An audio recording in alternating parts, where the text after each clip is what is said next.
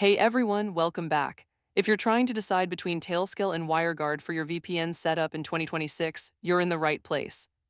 Both are excellent options, but they serve different types of users. In this video, I'm going to break down the key differences so you can pick the right one for your needs. Let's get into it. What is WireGuard? WireGuard is an open-source VPN protocol built directly into the Linux kernel. It's incredibly fast, lightweight, and secure. Think of it as the raw engine, extremely powerful, but you have to build and configure everything yourself. It's loved by developers and network engineers who want full control over every aspect of their VPN setup.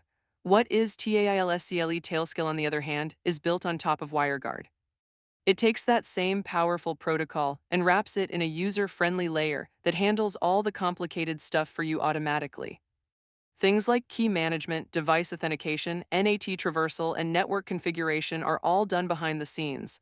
You install it, log in, and your devices are connected. That's basically it.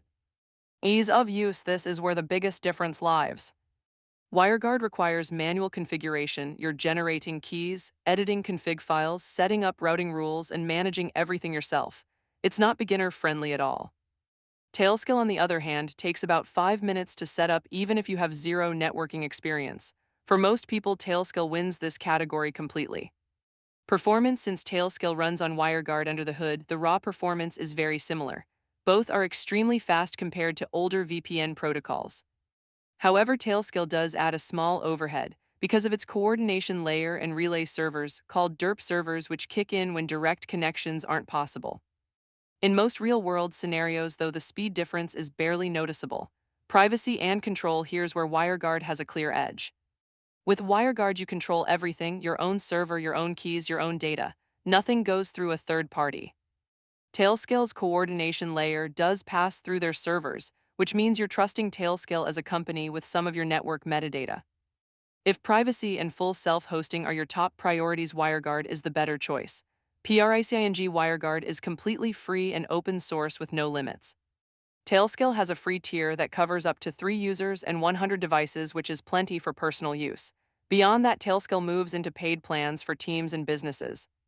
So for personal use, both are essentially free, but at scale, WireGuard will always be cheaper. Which one should you choose? Here's the simple answer. If you're a home user, a small team, or someone who just wants devices connected securely without dealing with networking complexity, choose Tailscale. If you're a developer, sysadmin, or someone who wants full control, self-hosting, and maximum privacy with no third party involved, choose WireGuard. Both are outstanding tools. It just comes down to how much control you want versus how much simplicity you need. And that is Tailscale versus WireGuard in 2026. Tailscale for simplicity, WireGuard for control. If this helped you make your decision, please like and subscribe for more tech comparisons, and I will see you in the next one.